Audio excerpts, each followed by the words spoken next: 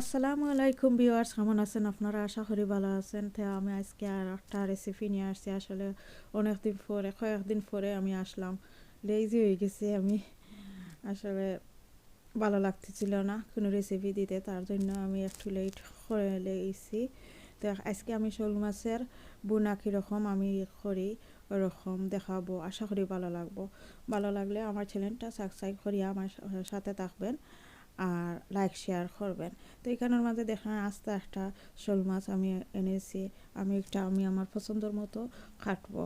শোল মাছ আমি আসলে সব থেকে খেটে এনে নিই।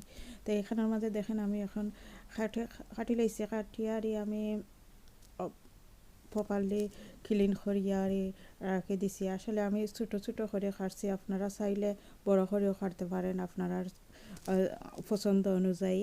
আমি শোল মাছ বাইং মাছ একটু ছোটো ছোটো করে কাটলে আমি মনে করি যে মশলাগুলা ঢুকে গিয়ে।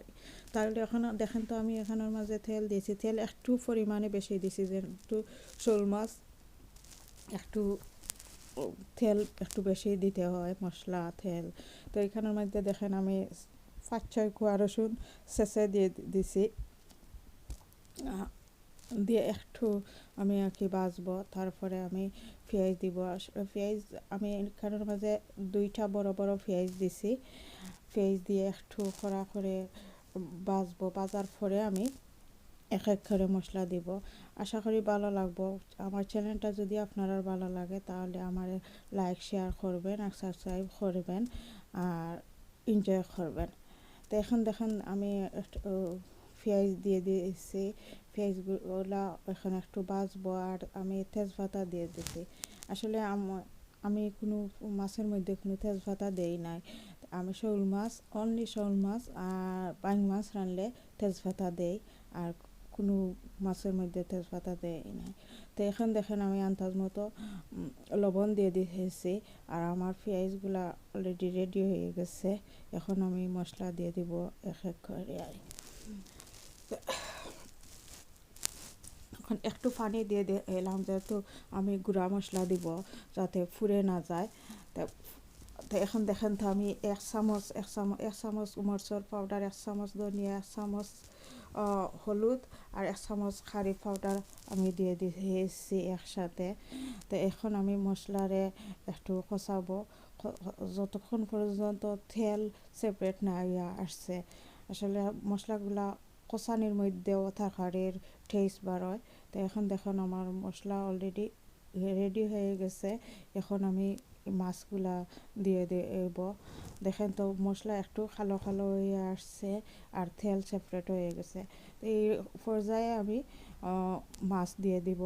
তো অলরেডি আমি দিয়ে দিতেছি মাছ। দিয়ে আমি এখন মাছগুলারে কষাবো। মাছ দেওয়ার সময় কোনো পানি দিব না। মাছের মধ্যে যে পানি আছে, পানি বের হবে, ও পানি দিয়ে আমি কষাবো। তো এখন দেখেন তো মাছের মধ্যে থেকে অনেক পানি বের হয়েছে।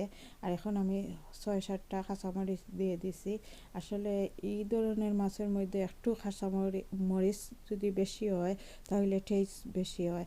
তবুও আপনারা যদি মরিচ কম খান আপনারা কম দিতে পারেন। তো আমি একটু বেশি করে আমার দিয়ে দিচ্ছি, যেহেতু মাছ শোল মাছ বাইং মাছ এ ধরনের মাছের মধ্যে আমি একটু মরিচ বেশি দেই। তো এখন দেখুন তো আমার মাছগুলা কষানি হয়ে গেছে। এখন একটু আমি জল দিয়ে দেব, যাতে দিয়ে একটু আলতুভাবে লাড়া দিয়ে দিব। দেখেন তো মাছগুলা যাতে ভাঙে না। আসলে ছোটো ছোটো করে কাটছি তো, আরও মাছ এগুলা ফিশারির মাছ, তার জন্য ভেঙেও যেতে পারে। তার জন্য দেখেন তো কি সুন্দর একটা কালার হয়েছে। এখন আমি ধনিয়া পাতা দিয়ে দেবো। যদি আপনারা কেউ ধনিয়া পাতা দিতে চান না বাদ দিতে পারেন। এখন আমার অলমোস্ট ফিনিশ। আমি ধনিয়া পাতা দিয়ে নামিয়ে নেব কি। তো আশা করি ভালো লাগছে আমার চ্যানেল ভিডিওটা। আপনারা ভালো লাগলে আমার লাইক শেয়ার করবেন। আর আপনারা সেফে থাকবেন, ভালো থাকবেন, সুস্থ থাকবেন।